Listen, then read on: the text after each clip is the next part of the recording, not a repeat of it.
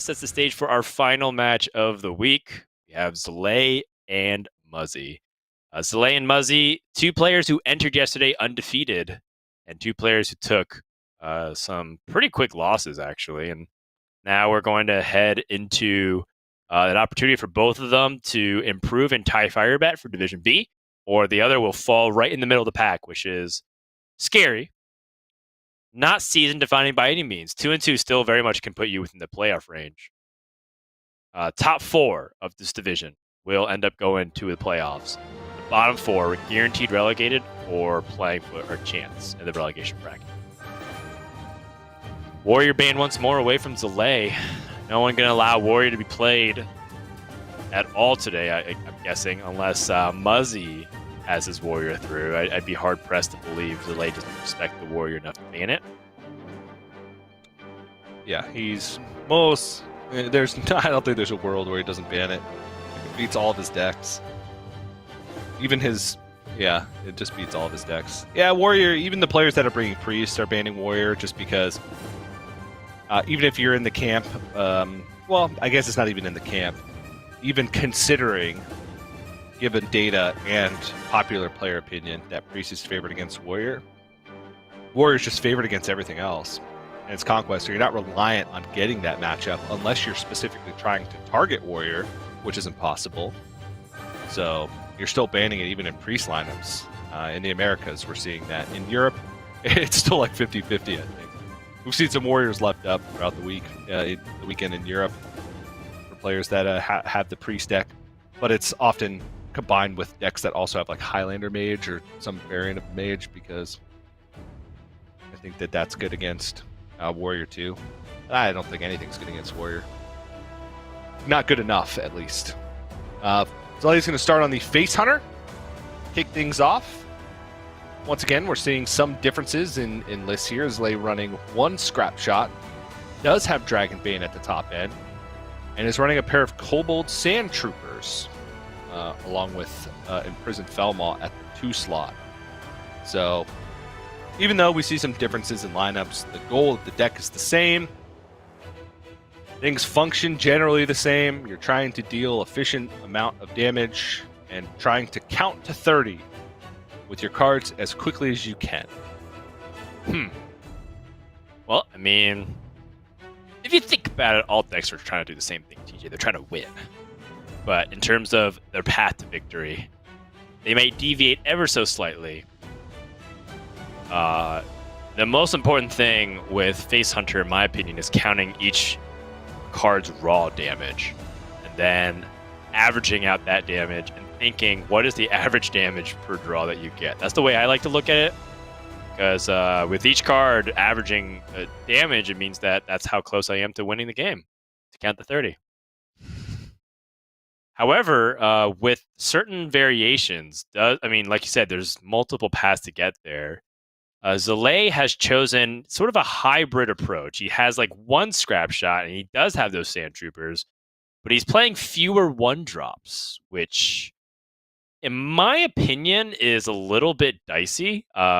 Just because I feel like turn 1 is so crucial for that Face Hunter. And I want maximum chances and maximum confidence to mulligan and always hit a 1. You're not always going to hit a 1, even if you put in like half your decks as a 1-drop, but you're extremely likely to. And in this case, because Zalae is slightly higher curve, there could be some implications where he really needs to start off quick, especially if he's going up against Demon Hunter and these other classes that are super fast. So yeah, I'm a little bit unsure, but at the same time, if the decks are slightly slower, like rogues and priests, and we do see, some mages out there, I think these extra higher curve things that Zalae has is going to pay off handsomely. So we'll see how it ends up going. A lot of times, Face Hunter doesn't even need it. Sometimes it's like, instead of killing him by sometimes you'll have 31 damage or 32 damage versus 33 damage, and that's all kind of the same thing. Their opponent's dead. So Zalae is going to be looking to have that curve anyways, and he's still likely to hit it. It's just that it's a lot harder to guarantee it. Yeah. Overall, I think Face Hunter is a good bring, because nobody can agree on one, the lineup, and two, how to build the lineups, right? And that's where Face Hunter thrives, is when you have these like on a knife's edge board battle matchups, because it races with the best of them, and there's just not much life gain or control style decks in the metagame. And even if you look at priests, like their ability to stabilize and gain life is relatively limited, and they don't have crazy card draw like they once did with Northshire Cleric, Wild Pyromancer, Circle of Healing, to be able to find those tools really consistently. So if you look at the like Masters Tour qualifier scene, and even other tournaments like Battle Riff, Face Hunter's seeing a lot of success. A lot of players are winning these Masters Tour qualifiers, are getting top 8 consistently, with just the good stuff, right? The standard Masters Tour qualifier lineup, which seems to be Demon Hunter, Face Hunter, and Warrior. And that level of consistent success isn't found often, especially when you have a deck that's so polarized and so aggressive like Face Hunter, because one deck thrown into the mix thrown into a metagame can completely warp it out of contention for a slot in most lineups.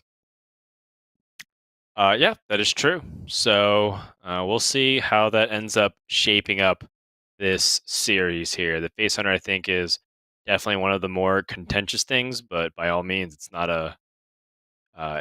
a bad deck list here from Zalae. I think when you start getting really tricky with Face Hunter, like, oh, I'm going to set up more combo-oriented things. And I would say that the combo-oriented cards are like Scrap Shot.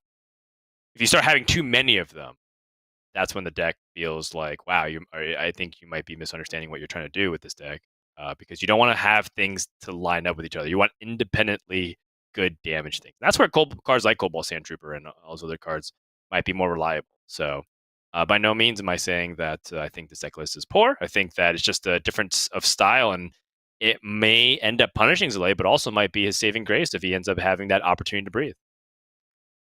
Dan, we get it. You hate it. I hate it. I hate it. Just like you hate that play, TJ. Is it still showing on my face, the frustration? I see the wrinkles from the reflecting off those 6 light setups you have on your house. I just have to, forget about it. I don't know. Maybe I'm blinded by my own biases. But of course, we all are. That last series just frustrated me. I don't know why. It's okay, and I think that's what makes it interesting, because I'm sure if it really does. PNC or Palpa Jason came on here, their explanation, like, it might even sound correct. It might even be correct, right? Like in some of these things, like it's not a 0% possibility that's the case. Yeah. But we strongly feel a certain way, and so do they, and that's what makes it interesting, because it's all hypotheticals. I feel like we haven't been able to have this kind of situation in Grandmasters and in the almost 3 full seasons that we've had now, where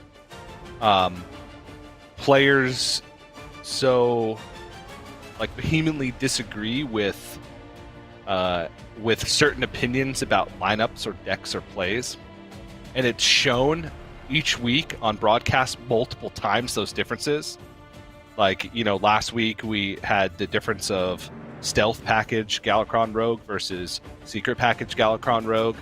For weeks now, we've had the Charge Zoo versus non-Charge Zoo argument. The no I-Beams Demon Hunter list, which players defended non-stop until everybody bought I-Beams this week. Right, we just have to bully the players more. That's what happens.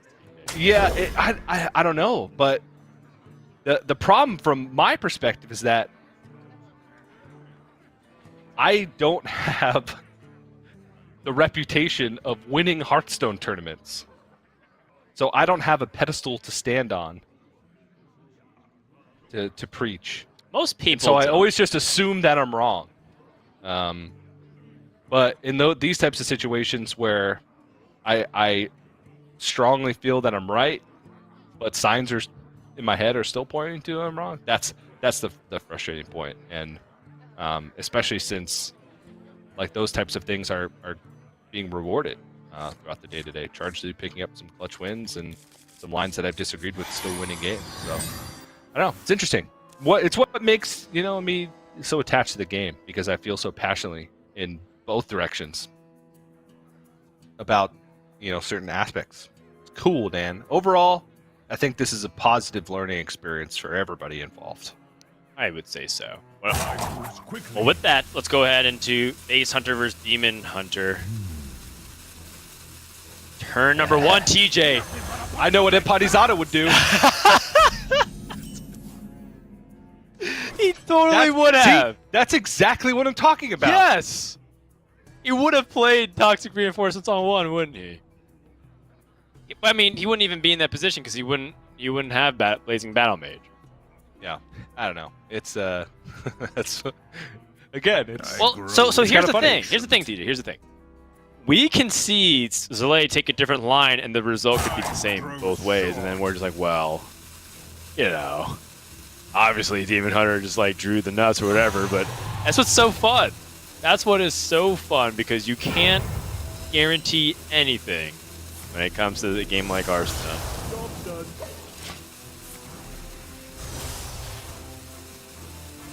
Yeah, and honestly, if we'd like to use complete results-oriented thinking in this situation, if Zalae had held on to the Dwarven Sharpshooter, he might even have a better chance in this game. Because now he doesn't answer the Battle Fiend, and Muzzy would have made a much slower start if the Dwarven Sharpshooter didn't come out. Right. I don't know. That's results-oriented thinking, though. Zalae was expecting this to live, or no development if it did live. It was 1-drop plus Twin Slice that would punish him for a play like that. Yeah, this makes sense to me. The double 1 play, Toxic Reinforcements, because his hand is all 1 cost anyway, so he's going to be able to hero power next turn. Yeah. Now Muzz, he was hoping to get a free development of Umberwing, but that's probably going to have to wait here. Yeah.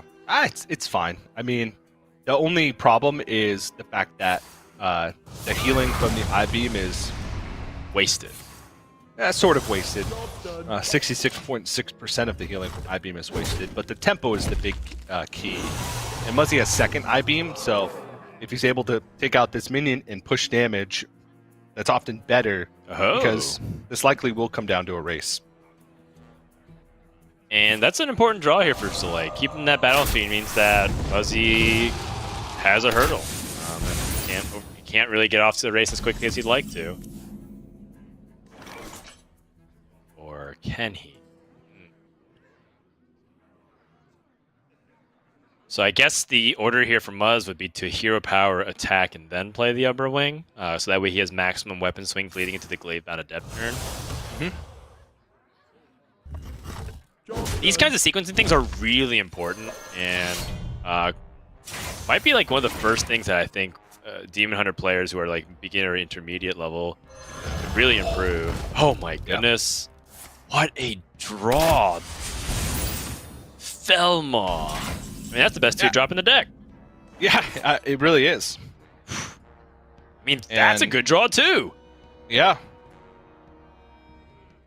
That also might be the best draw in the deck. And now Muzzy, I think, can just kind of, the race is back on.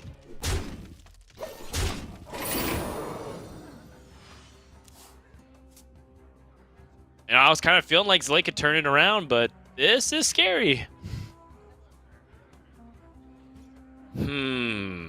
So Scavenger Ingenuity, if it pulls the Phase Stalker, it's not going to hero power this turn. If you play, you can't hero power and develop that. But if he finds a Stone Tusk Boar, oh yeah, that's the stuff. That's the juice right there. Yeah. And do you trade? No way. No way. Yes!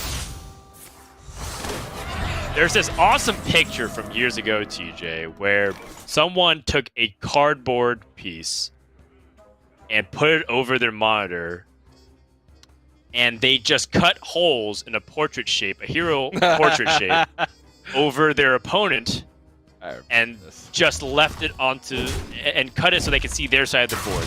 Basically, the cardboard was covering all the minions, the hero power, the opponent's hand, everything. Said, why do I need to see anything else? I'm just going to go face every single turn. That's the way you play Face Hunter. Yep. Now, Sludge Belcher would make that awkward. Right. Why can't my minions go face? Or it can't go face? I guess I concede because my monitor is covered. Right. Well, that's when you go to your BattleNet launcher and click report a bug. I cannot do that. I cannot do that. So Muzzy going full trade because, or not full trade, but at least giving the option for this. Oh, okay. Honestly, may even be the best target for Zalae to hit, assuming he finds an answer to Gladebound Adept. Just because that 5-1 is going to have to be dealt with.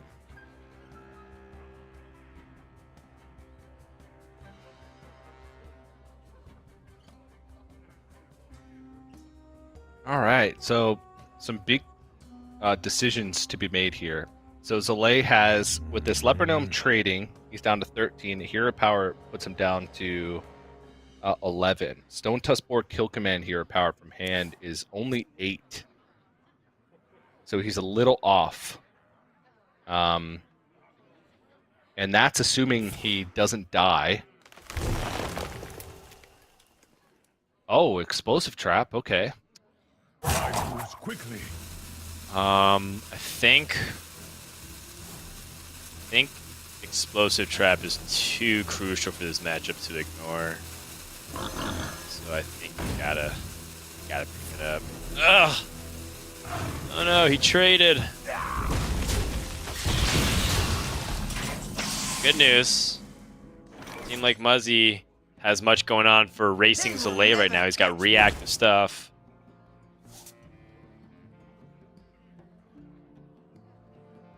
With the I-Beam, though, Zalae's still a ways off. Yeah. And a lot of his burst damage is... Ooh. Back-to-back Chow strikes. But he leaves the Stone Tusk Board up. One kill command has been used. Yes. What else are you really afraid of by leaving it up? 1 damage. Ooh. Demons. Nice counter. One kill The command. I-Beam on the Imprisoned Felmaw is happening, though. Oh, it's happening, EJ. Yep. Base attack is also happening. And you better believe, next turn, we're gonna, if we don't pick up an immediate power play like Metamorphosis or the other Gladebound Adept, we are probably gonna skull Gul'dan.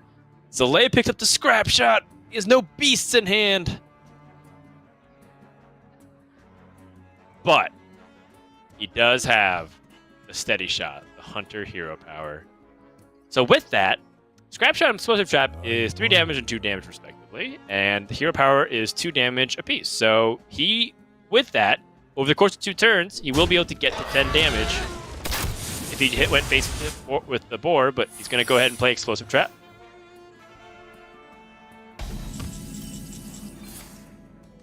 Let her rip. Ooh, Beaming Sidekick. Ooh. Ooh. Just tools to reload the board.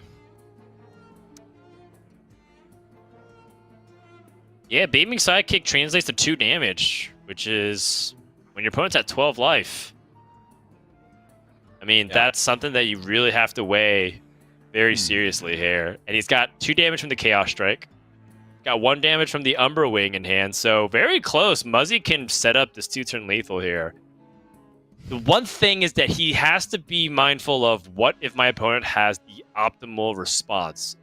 And it could be a assortment of things. It could be the second Explosive Trap, which he doesn't know has been tracked over. It could be an Unleash the Hounds, which he's extending further onto the board. Grows short. And this play makes me think Muzzy is respecting the second Explosive Trap specifically. Yeah. Hey, That makes a lot of sense. He says, if I can get this 4 damage in, that'll compensate for the 2 damage I lost. Does he play this Battle Mage?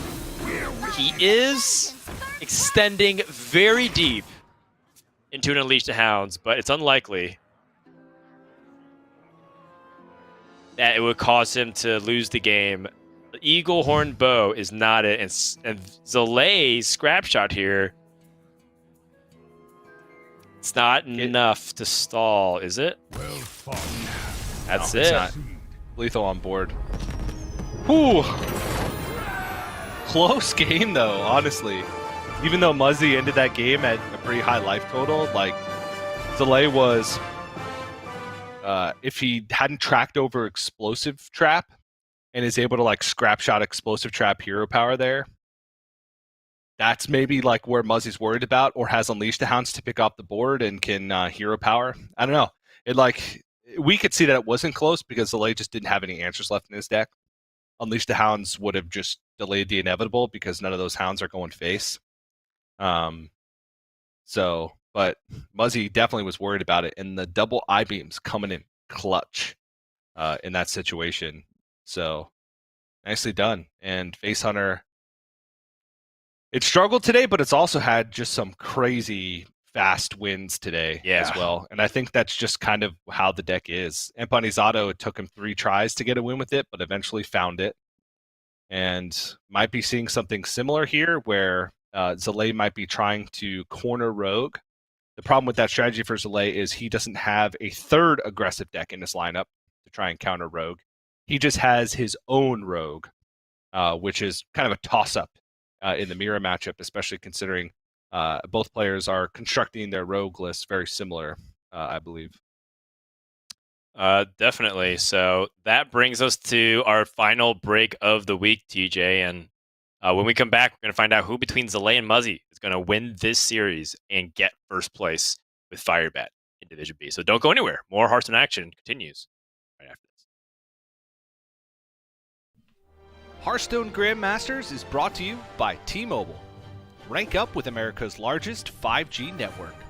Switch to T-Mobile today.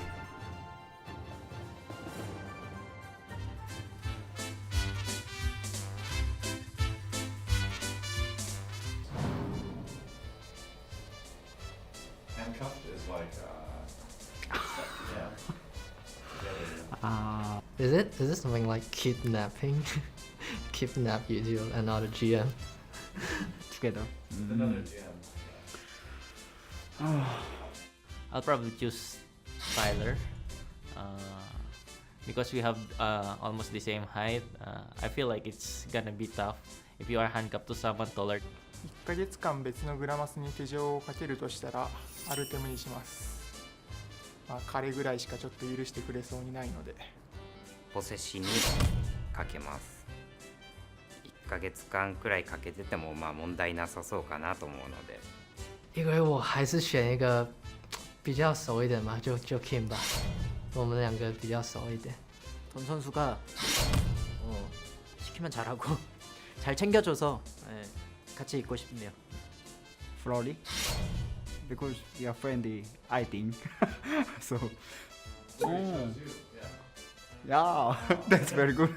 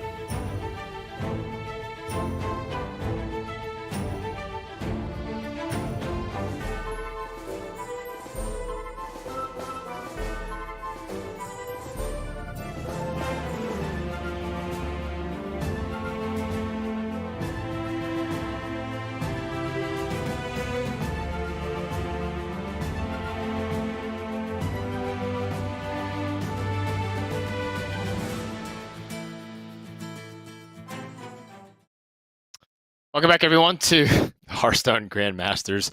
We're almost done with week number 5. We are going to just play out the rest of the games here, barring any cross your fingers, any technical errors.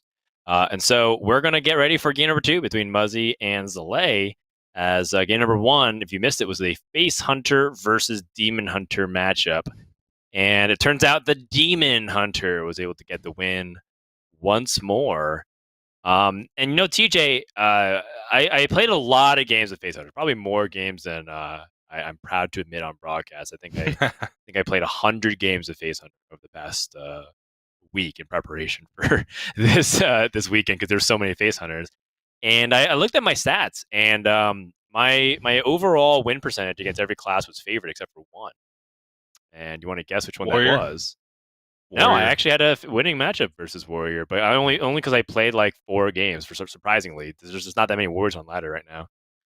Yeah, it was Demon Hunter. I actually had a losing record versus Demon Hunter. Let's have some fun.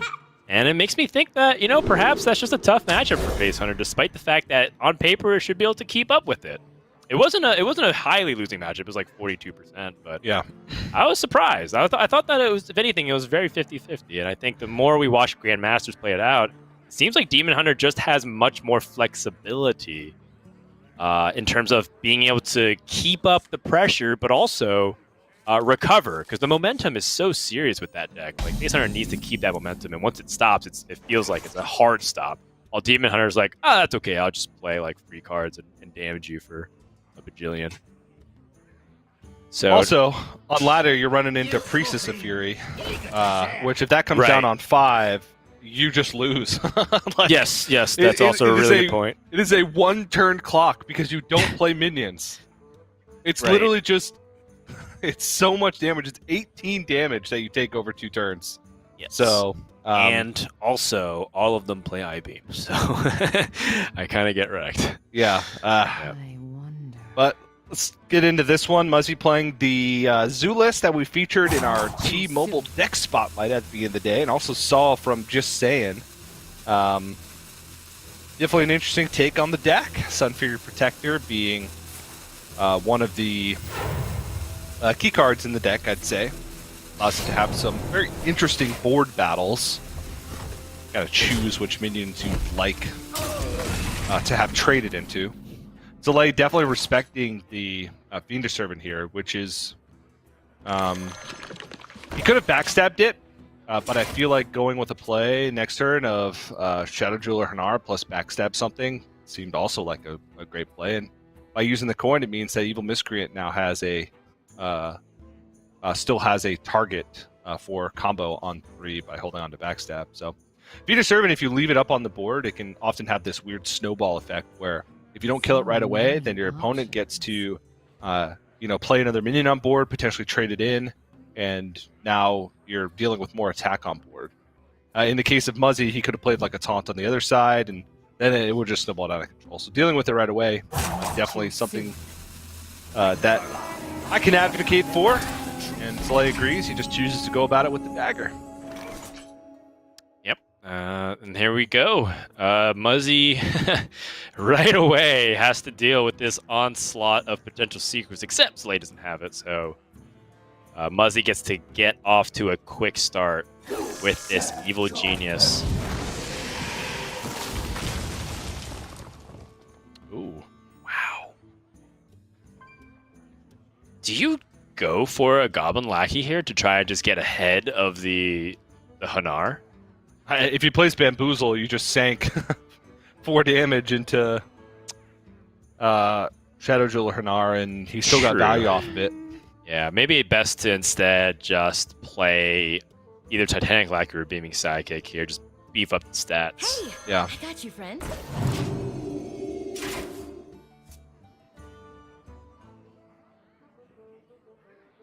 Not the bamboozle, but it is ambush. Nice. The thing is, the ambush by itself isn't super good development, but he does have the Spy Mistress and the Praise Galakron, so that makes it a lot more enticing. Mm-hmm. I think that if he didn't have these 1-mana minions or 1-mana options here, it was much better to go for an Evil Miscreant, but here it seems pretty solid. And, you know, the Hanar can also offer some really disruptive things. I wonder. I would say that these are on the weaker side by a significant margin. Vaporize on a board that usually likes to play a bunch of one-attack stuff, assuming there's no Scrap Imp, pretty weak. Snipe on Lackeys, pretty weak. Ooh. All right. Well, Fine's explosive. Yes. I still don't know if I necessarily agree with going for another secret here instead of developing Spy Mistress. It's the disruption that's offered. It's the disruption, yeah, but you know, at the same time, like having the 3-attack loaded up. I guess the argument is Zalae did not get a good secret off of Shadow Jewel Hanar, one that he'd even want to hold on to, or spend mana to play. And Flame Ward and Explosive Trap do just have a lot of value in the matchup. So, right. Um, Another is that Zalae probably felt like his he might need to use that for combo activator in the future turns if he loses everything on board. He can't play Praise Galakron. If his opponent's trading down, he might not even be able to backstab. But it's the same kind of difference, actually, that you're talking about. He could have played Secret into Miscreant. You know, I think it's pretty close. I think that it's something that you could debate and argue either way. But having that Explosive Trap now in hindsight looks it's really good, if you ask me. Doesn't have the application here, but there's going to be a time where Zalae can use this Explosive Trap because it is very effective against a deck like Zoo when they don't have the health buffs available to them. Unfortunately for Zalae, it seems like everything is just outside that range. It would be Flame Ward that he needs right now.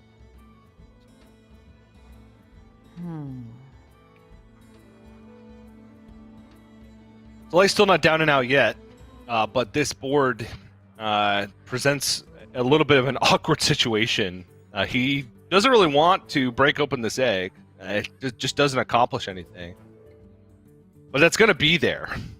It's not going anywhere. Eventually he's going to have to deal with it if he wants to start attacking minions into stuff.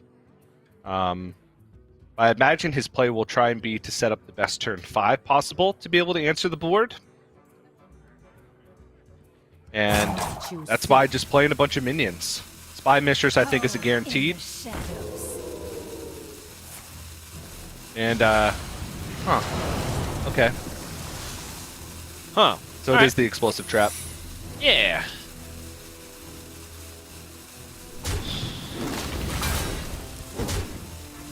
Oh, okay, yeah, this is actually really good.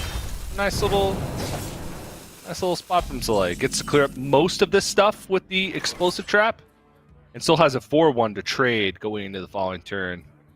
Okay.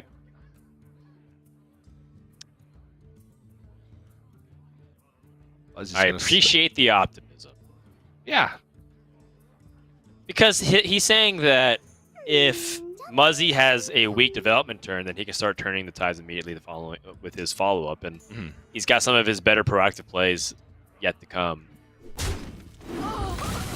But this is another thing too, like Muzzy can just kind of trade down, first testing for Snake Trap of some kind, sees no Freezing Trap, and now with Titanic Lackey can pretty much punish this. He's just going to lose his Titanic Lackey, nothing else. Sees no Repentance. Or sorry, no Snipe, excuse me. And with that reveal of the Explosive Trap, go ahead and toss his Night Matron out there and start racking up the damage. Yep. Job done.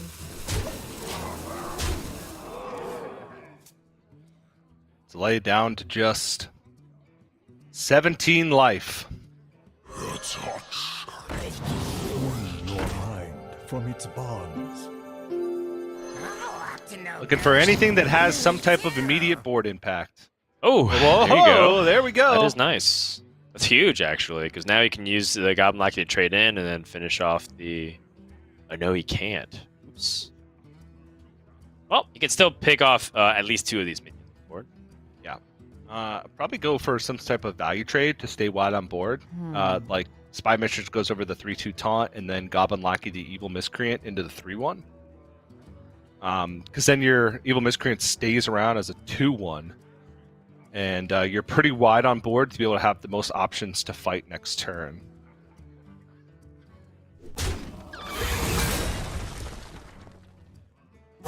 Choose soon.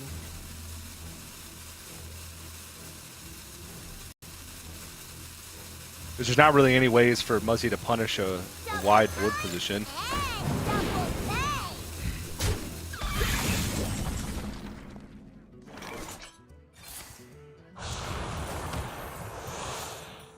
Oh.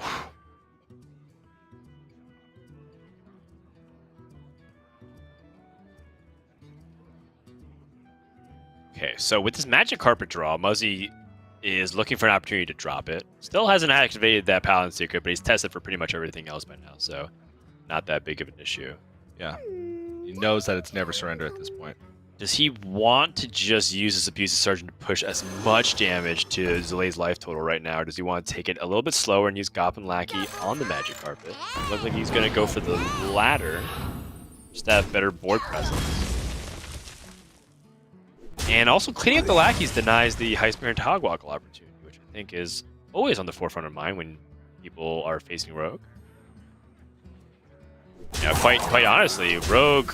Oh, wow. Oh, you know what? If he plays Heistmere and Togwaggle, he just kills him. Yeah. Zalae does have a pretty good play for this board, which is Shield of Galakron and Goblin Lackey down this Magic Carpet. He also gets a nice little VT. Oh, yeah. Over the Evil Genius. And... yeah, he had it regardless of that Shadow Step. It's always nice to have in your back pocket, though.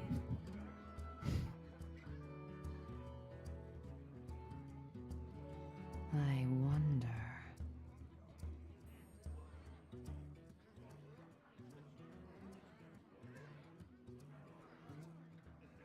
yeah, that happens.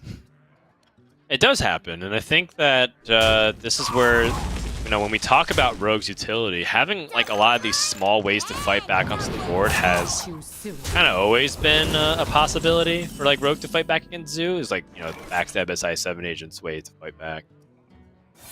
And now Muzzy needs to find a way to answer this. Abusive Sergeant. It's slightly off. And I'm kind of wondering if we're in that position where, similar to in a different series, maybe Expired Merchant to collect double value on a card like Magic Carpet is maybe better than just playing Magic Carpet here. Because Magic Carpet in this position, while not bad, well, it's probably still better just to play Magic Carpet now that I think about it. I think it might be just too much board presence to for the Rogue to just get for free, because the Magic Carpet gets developed, and then whenever you draw Skull of Gul'dan or you draw 1-drops, you're going to be cooking. You can convince me of either, though, TJ. The thing I look at is Magic Carpet by itself enough to close out the game, or do you have to hope you hold on to Expired Merchant and your next draw is Hand of Gul'dan? Well, he ends up going for the Abusive Sergeant, so maximum mana, right? So it's really efficient there. That's what I like about it. Also, they are 1-drops. Magic Carpet is going to bite the dust, though. And Zalae looks like will start to just get really far ahead in pure lackey value. It's such an interesting time when it feels like Rogue is like the control deck side of things. Yeah. It's really not, but it just feels like it a lot of the time. Yeah, they're trying to remove everything on the board at all costs, and they're rarely I wonder. pushing damage in those scenarios Right. when they have to do it. Too soon.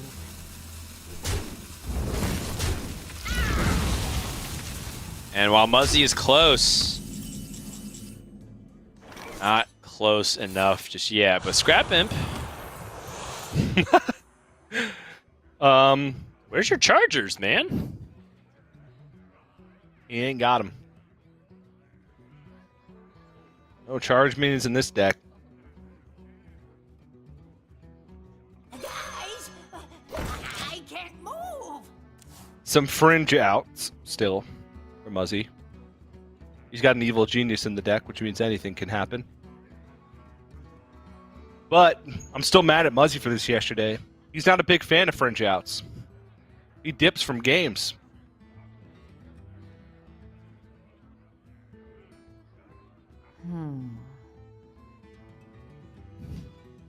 The mage game yesterday.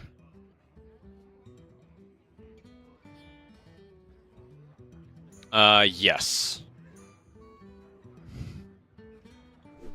Well, one thing is that this is not an exceptionally valuable hand from Zalae. Yeah, it's just death by a 1,000 paper cuts.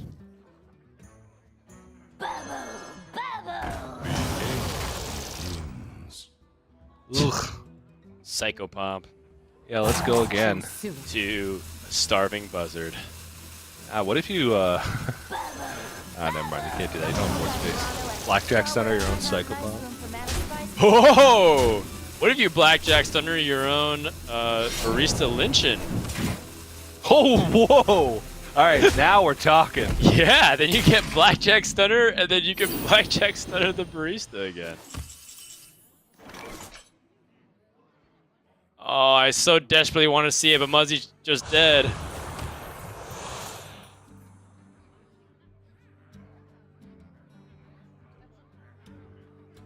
The fires of vengeance burn bright.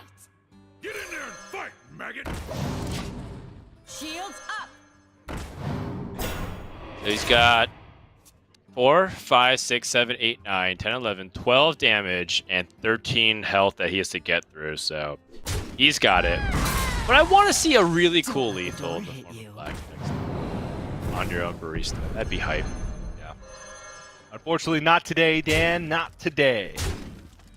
And you know, with the nerf, in air quotes, to Blackjack Stunner, It's you a could buff. do those plays. Yeah, it's a buff to Blackjack Stunner for your own minions.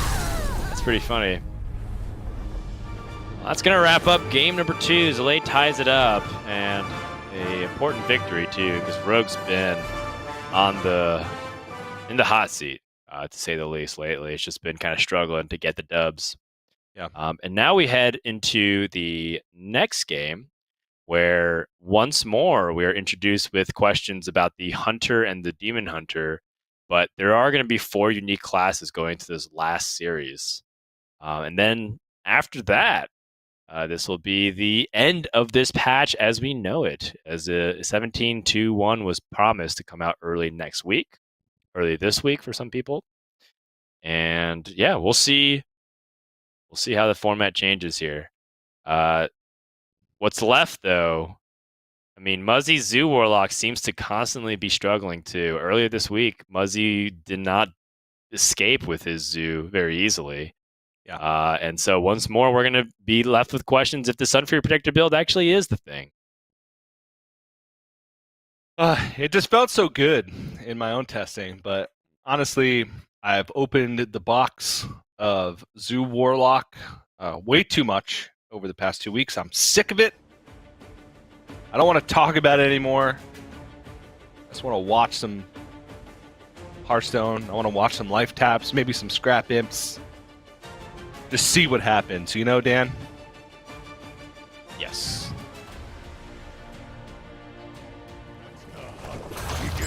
Because every Zoo deck is the best Zoo deck.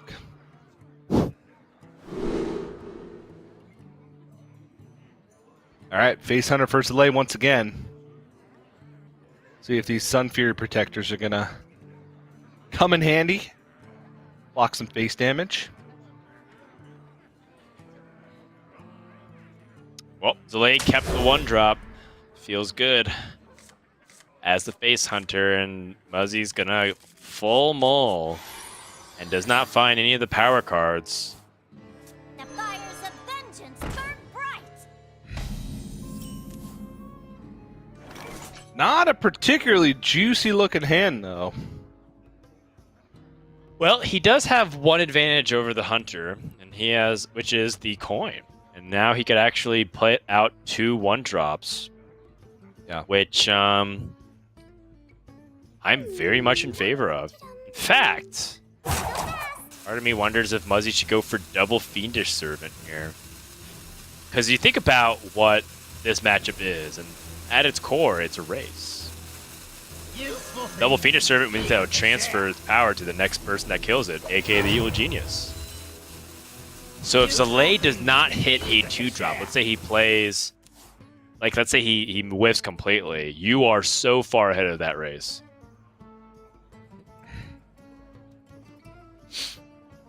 And even better, if Zalae gets greedy and doesn't trade, because this looks like unfavorable trades all around. Trade? He would punish. What is trade? That's the thing, right? Like, he's playing into like the way this deck wants to play. So Zalae shouldn't want to trade into this and play Cobalt Sound Trooper. That sounds disastrous. I lose quickly. Is this Explosive Trap? I don't think so. Explosive Trap can still get way better. Yeah. Oh, TJ.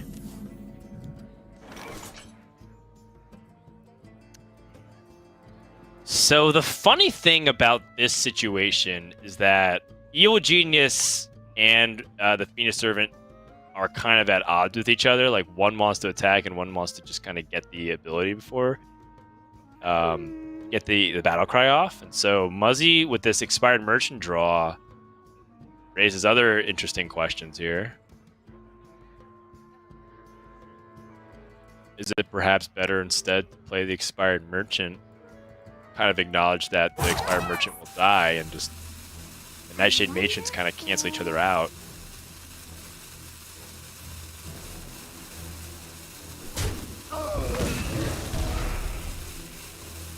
Yeah, that's a pretty interesting situation. Oh, I like that. I like that a lot. And now Zalae does have a way to actually interact with the board. He doesn't have to necessarily trade, but he could hero power down.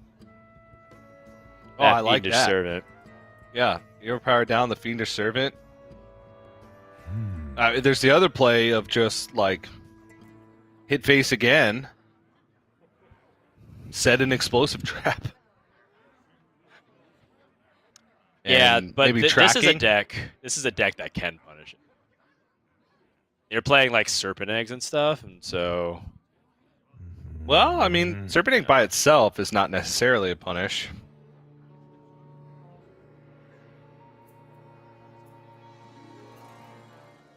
These early game situations are very difficult. yeah, it requires you to be able to understand how the game's going to look in a few turns here, and Zalae ends up trading, and I think that's justified.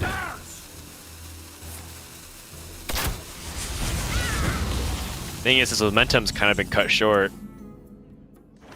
Yeah. It's effectively the last turn of caring about the board that Zalae will be able to do, knowing that there's 2 Nightshade Matrons in hand. Right. So now it's about trying to deal damage efficiently while kind of counting damage for the inevitability of a race situation. Yeah, I was thinking for Muzzy, like, how important is it for this Evil Genius battle cry to go off? And I think it actually is very important because the opportunity to potentially get cards like Titanic Lackey, which would be massive in this matchup. But I don't think it was worth him tempoing out, say, playing Evil Genius first and then playing the Void Walker. I was like, well, if you're going to do that, you might as well just play the Battle Mage. because that was his best tempo play, and I was like, well, I guess you can just save it.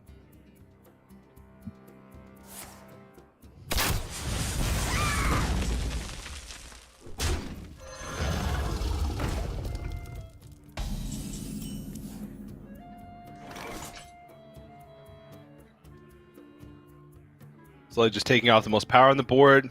Prison Felmaw. Going to be key no matter which way you slice it. You were just a burden. That's a card Zalae knew was there from the expired merchant discard. Looking for a beast. Okay, that's actually something that could be useful. Yeah. I think Zalae needs to find a way to start ramping up his damage, and I think that's a really significant one.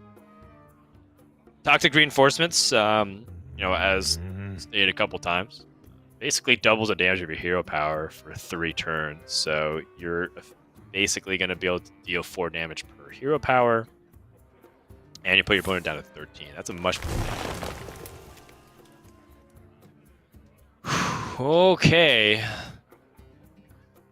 This is a tough tracking too, because Scavenger Ingenuity guarantees a beast being drawn, which is impacts the scrap shot. Also have that beast right now, but I think that's one of the weaker options since he can't use the Stone Tusk Boar here in this position anyways. And then Dragonbane is like, well, against Zoo, it's not that great. Dragonbane's also the highest value individual card here.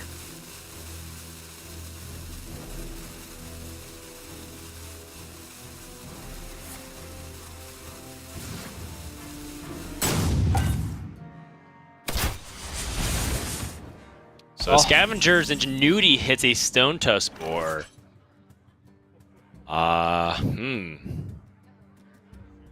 It's laid deep in the tank. That's a tough turn. I think that was a tough turn. That was like a lot of different ways that it could have gone from Zalae's perspective. Part of me thinks that if we don't get the toxic reinforcements and this Felmaw doesn't check the Matron, did we just lose a turn of being able to develop it and might be too late? Because you still need a hero power for 3 turns now, and then in the 4th turn you can finally attack with the the leopard nodes. Yeah. Is that too late, TJ? It might be. Because Muzzy, oh goodness, he ain't stopping. Right. He can even load up more damage if he wants to and protect the life total of this Nightshade Matron. I want kind of I'm thinking about a super greedy play, TJ. Expired Merchant and Ditch Titanic Lackey. Exactly. To get the Titanic Lackeys. I knew exactly what you were going to do. Because it just, if you land that, that's like a 50-50 to feel like, wow, I think I win. Ooh. Yeah, it was unlikely that Zalae would be able to get a proper snipe here. And now this 5-6, like, Toxic Reinforcements feels like impossible to play now. And that was the only problem that I had with Zalae's play the previous turn.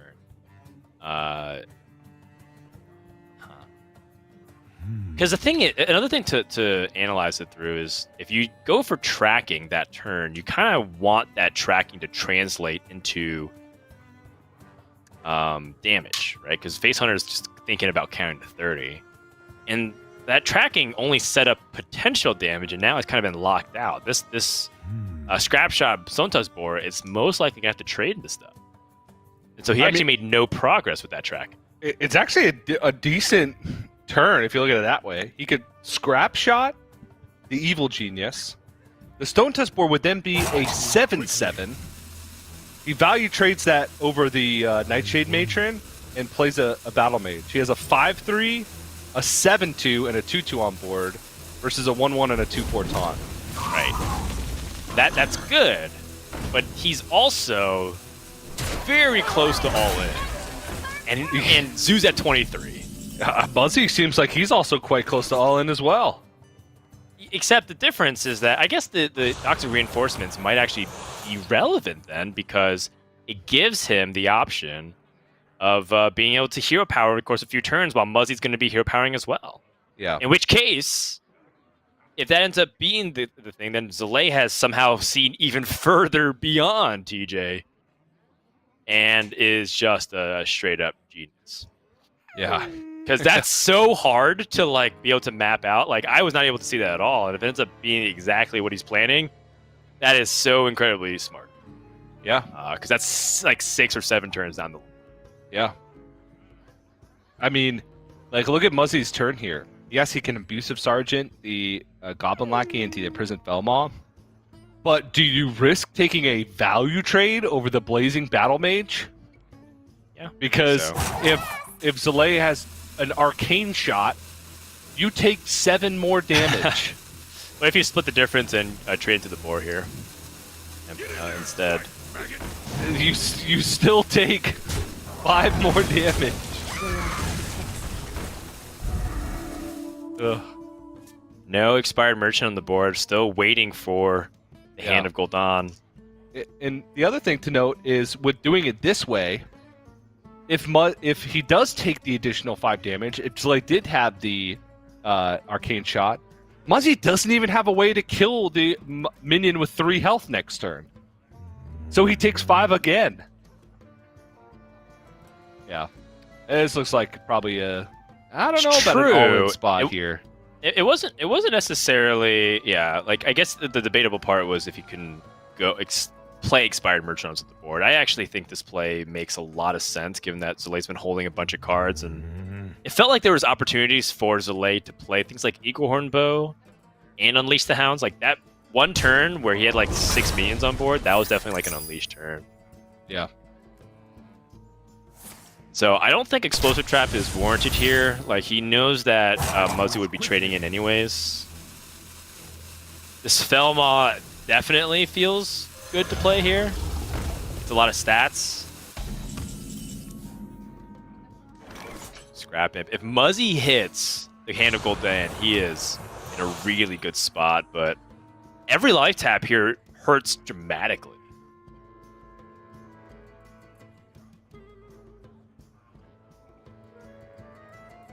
Ooh.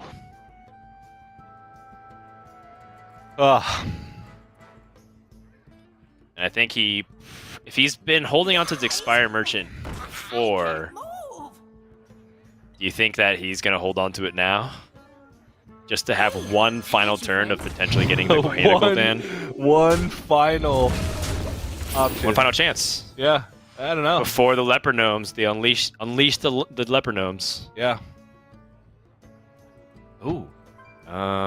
He still has an Explosive Trap, right? Oh, he does. Does he? I think so. He didn't track over it. Okay. Well, and he hasn't played one this game.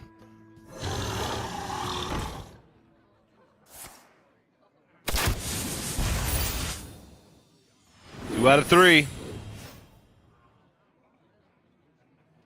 This is scary. And Muzzy, if he taps again, is essentially in that danger zone where he's just going to die to a single point of damage.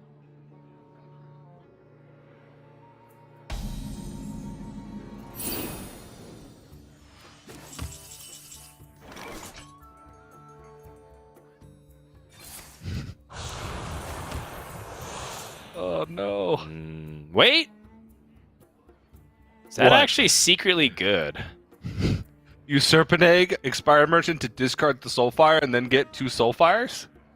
Yeah, and then you have a chance to deal 8 damage from hand. Is that okay? He's at 17. Yeah. It doesn't seem good enough. No. Just trying to hold out for any kind of hope, but it seems like Muzzy's just going to be struggling. Yeah, he's just... I mean, he's out of health, honestly. He's at 13, but the next hero power from Zalae will deal the 2 damage and then summon 3 Leper Gnomes, which will each deal 2, so that's 8. Explosive Trap is 10. So, yeah. Let's remind you that Muzzy's Zoo Warlock deck also struggled to get over the hump against Firebat earlier this weekend. And once more, seems like he's likely to take 2 losses, especially if this goes face, which it does! Impressive. And that's it. Muzzy concedes. Zalae with an incredible 6-7 turn map out and able to outgrind the Zoo Warlock down as Zalae at the very end gets his ding out. Yep.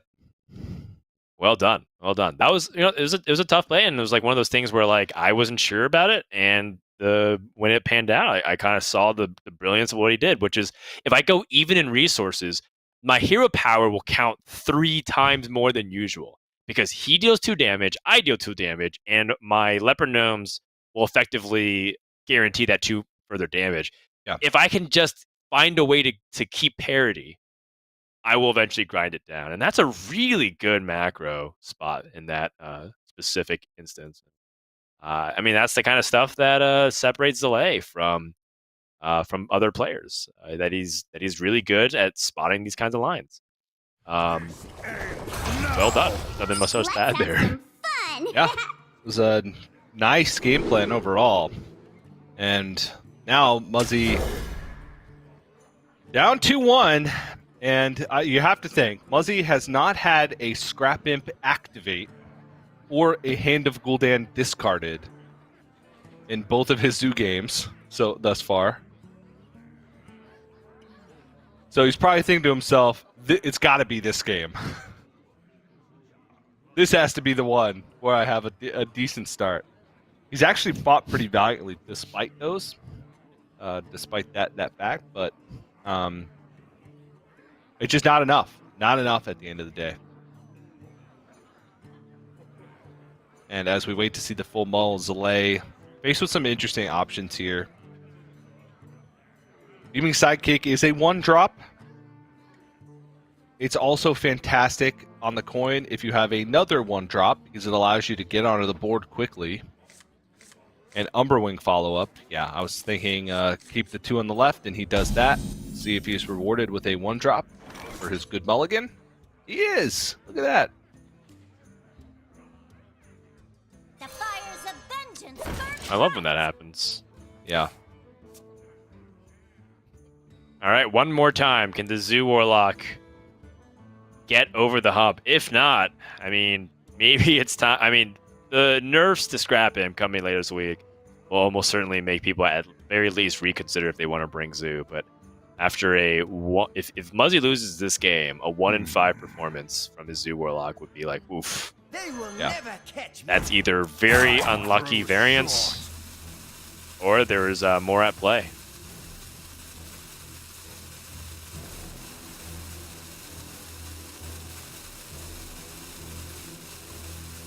Is there more that should be done besides this Crimson Surgeon Runner?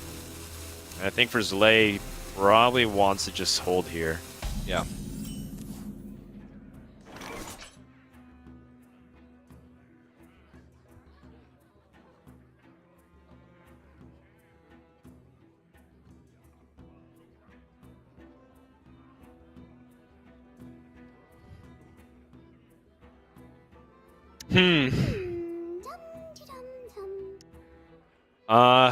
The best play here for Muzzy is to just play Sun and Free Protector on 2. Yep. And that's like a play that doesn't feel particularly very good, but I mean, honestly, Sun Free Protector hasn't been very impressive, TJ. It's just been kind of meh. Like, it had some situations where it kind of forced an awkward trade, maybe once or twice. Yeah. Overall, it's been pretty unimpressive for what I'm sure they've been meaning to go for. By no means am I thinking that it's like a bad card, but I think it's just been very average. Yeah, it hasn't been good. Granted, as every Zoo player can claim, most cards in their deck look bad without Imprisoned Scrap Imp.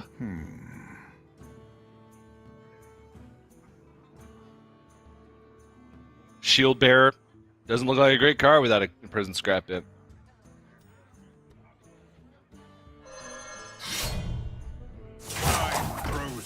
Neither does Stone Tusk 4.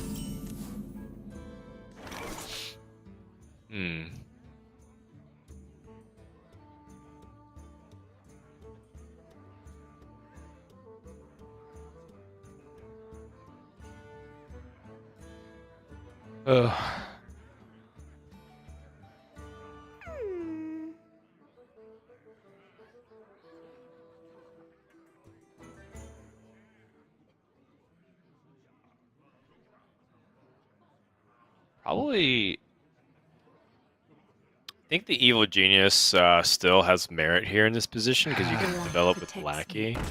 Yeah, just you gotta. I feel like in these positions, when your hand is that rough, like lackeys don't usually do much if you don't have the board, and it just feels like he's not going to have the board. I feel like I'd rather tap. I guess Evil Genius is the same way. Yeah, I think this is the better in-between play, which is instead of giving up his Sun Fury Protector, he gives up the Argent Squire, so that way he can still challenge 2 health minions. Yeah. So I think this is totally fine, but pretty soon Muzzy's going to need to find something good. And Zoo Warlock being this it's like, I already thought that Zoo Warlock was really dependent on Scrap Imp, but it just, like, without Scrap Imp, Zoo looks like a bad deck. Yeah. Oh, hey. And this is even like the Zoo Warlock that's probably better without Scrap Imp. Right. Because like at least it has more sturdy plays. Yeah. But he's also not finding Scrap Imp, and he's also not finding the synergies that the deck is designed around with like Serpent Egg plus Evil Genius, Serpent Egg plus Sun Fury Protector. Oh, okay. Oh, wow. All right. You can rush that into the Battle Fiend. Yeah. That looks good. Wow, that's actually a really impactful Witchy Lackey. Jeez. I wonder if... TJ, should we just be playing Overconfident Orc in our Zoo decks? No. Okay. I mean, it's really good with Scrap Imp. Right?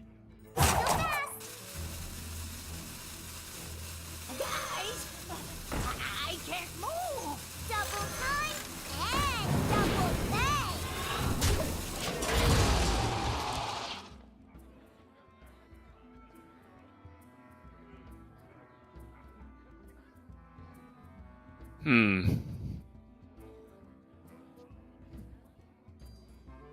It's got options. Glade-bound Adept. And to kill off the Overconfident Orc. Demons? Demons. Just kind of weird because you have to attack with your weapon and deal damage inefficiently to the Overconfident Orc, but just set That's up okay. a nice 6/4. Yeah, the 6/4 is important, and I think the more important thing to focus on right now is what's your board going to look like post Scrap Imp. Demons? If he doesn't know that Muzzy's holding 2 Soulfires, it could just be situational cards, Expired Merchant that Muzzy held on forever last game.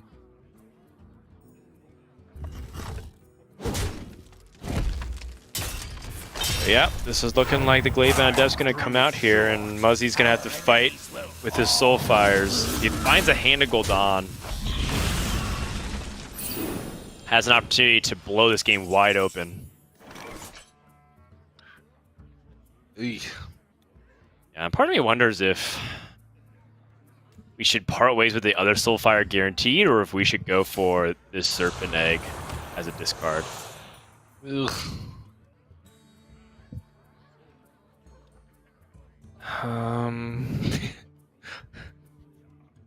Another tricky spot.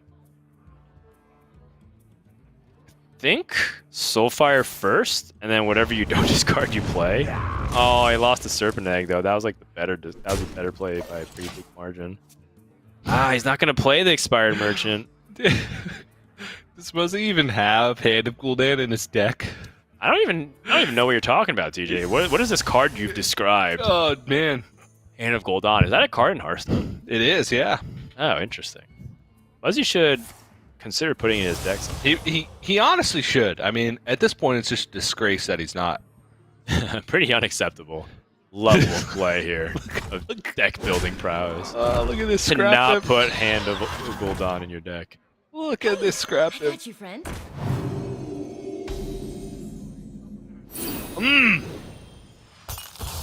Give me that 4/3. Sick.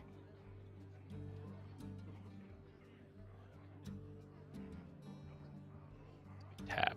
Yes. Sorry, the question is, when do we tap? Do we Right. tap in the beginning, or do we tap at the end? And because there is discard synergy to consider, Muzzy has to weigh it.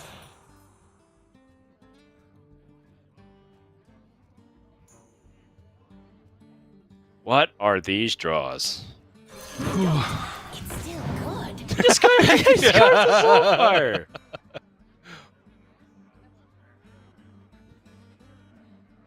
This has been a disastrous weekend for Zoo Warlock. Yep. It has looked absolutely. I don't even know how to describe it. It looks so inconsistent. I was gonna say absolutely bad, but like that's not true. It actually won a few games where it got like the coin scrap imp and it just looked really dominant. And then there was like that PNC game where it just kind of felt like he could do anything and win. And he did just that. So I don't even know. Don't even know. That being said, this is still a reasonably big board. Yeah, the Fiendish Servant on a wide board makes things awkward. Zalae doesn't have too much targeted removal. He wants to clear the board, but Frenzied Foewing in hand says that he wants to go face. Can we count damage? Zalae is 4 on board. If he hero powers and glaive bound adapts the face, that's another 5, so he puts him down to 13.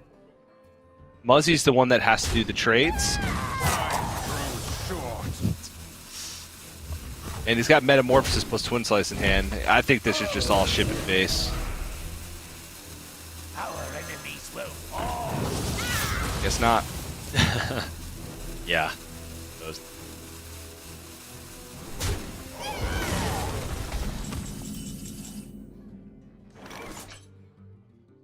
Okay, well, I feel like as much things change, things remain the same here. Okay. Hey, that's a really good pickup. That's a full clear. Full clear, and he's ahead on board, and he's reasonably healthy, so Demon Hunter can't just like aggro him down from this point. It'd have to be a series of draws. At this point, Hannah Gul'dan still would be a welcome pickup because you could just still play it and not have to life tap anymore. Yeah. Oh. That is really good.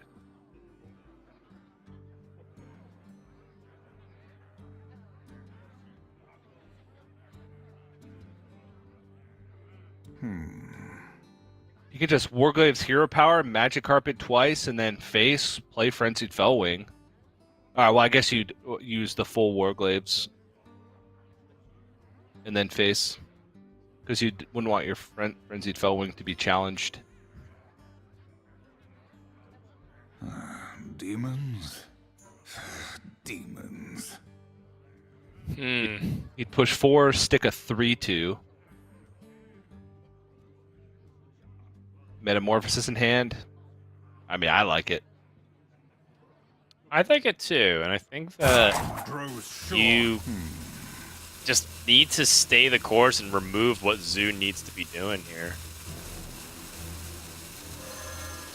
Otherwise, you kind of leave them an opening. And remember, Muzzy has cards like Suncreep Victor in his deck anyways, so you might need to just remove it the hard way.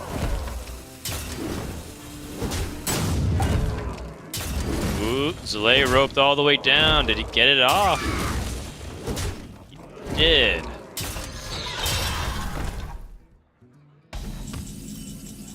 And a full done.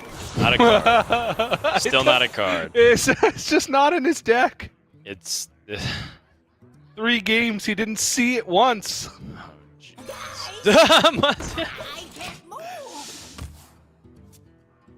And that'll wrap it up. Out. That's guaranteed lethal here Yep. over 2 turns. Yep. And Zalae is gonna, basically do victory laps here over Muzzy. There's just nothing that Muzzy can do to stop this pressure now, and Hannah Gul'dan is way too late. Yeah, okay. Puts him to 5. There's like a shred of hope through Evil Genius, but that's about it. And hey, that is it. Zalae wins 3-1. Muzzy's Warlock deck falters once again, and with a 1-5 performance from that Z Warlock plus just a low win rate overall. You know, a lot of questions heading into week number 6, especially with a nerf to Scrap Imp. Now, granted, there's a reason why people bring the Zoo deck. It looked pitiful today. You know, we're not going to sugarcoat it. That was an abysmal performance by that deck. Yeah. But it doesn't always draw like that. And 2, you know, the Zoo Warlock did end up having moments where it shined in a couple of different scenarios. So, you know, the Zoo Warlock, I believe, ended the weekend sub 50%, but for a while it was kind of holding in there. In fact, actually, that's not technically true. Zoo Warlock heading into this weekend actually had a sub 50% win rate, despite winning and losing the same amount of games because there was a tie. Oh wow. Yeah. Yeah. That's It's a fun in fact. true Zoo fashion, nothing makes sense. Yeah. But either way, here is the recap of today's games. It was Super Sunday. We had 5 matches. Eddie versus Nagadan, Zato Insane, and Bloody Face versus Gallon, and a bunch of back and forths. But in the end, we did have some people getting some crucial victories, like Empanazato getting his first win, PNC being able to get his first win, and Zalae now tied for first with Firebat in Division B. On the other hand, a loss for Muzzy, his second in a row, starts to spark questions. What does Grandmasters look like without one of America's, if not the most winning player in all of the region's history? That would be quite difficult to wrap my brain around. But questions will continue. We are halfway through the round robin stages, and after one more week, TJ, of play, some players will almost be guaranteed locked in a certain team. Yeah. Bloody Face kind of already locking his spot into playoffs. Not even kind of, just guaranteed. 4-0 with 6 slots in playoffs in Division A. There's no way that he could finish in the bottom 2, especially since we still have a winless player in Naoki-Dan. And as always, usually at the end of the day, for people that maybe didn't watch the whole day and tuned in just at the end, I usually like to give a recommended matchup to watch, and today that definitely goes to Bloody Face versus Gallon. They're both undefeated coming into today, and it showed, right? They both play some lights out Hearthstone, some very creative lines, and some a little bit different choices in deck lists as well. So you get to see some variety in how they play. Obviously, this screen itself is a spoiler. Bloody Face won, but it was just some good Hearthstone overall. So I recommend that one. But we only have 2 weeks left of round robin, and all those questions of who's going to be in those relegation spots, who's going to be able to pull themselves out of these losing records. You mentioned Muzzy, but there's a lot of players kind of in similar shoes right now where they have a even or slightly above or below even record, and next week matches are really going to tell a lot about what their final week is going to look like and how much stress is going to be on them going into that final week. Starting to get down to the wire, Dan. Yep, it's going to be quite the photo finish, so make sure to hit the subscribe button or the bell notification so you get a little pop-up, an alert, so when we're going live with our next broadcast, which will be this Friday once more. And of course, if you missed any part of this broadcast or you want to check out the standings, if you want to find out how the playoff picture and relegation brackets will work, head over to playhearthstone.com/esports. That's it from us. So thank you to T-Mobile. Thank you to everyone who's tuned in to watch. So from TJ and Frodan, everyone here as part of the Grandmasters program, thanks for watching. And we'll see you next time for more Hearthstone action. Hearthstone Grandmasters is brought to you by T-Mobile. Rank up with America's largest 5G network. Switch to T-Mobile today.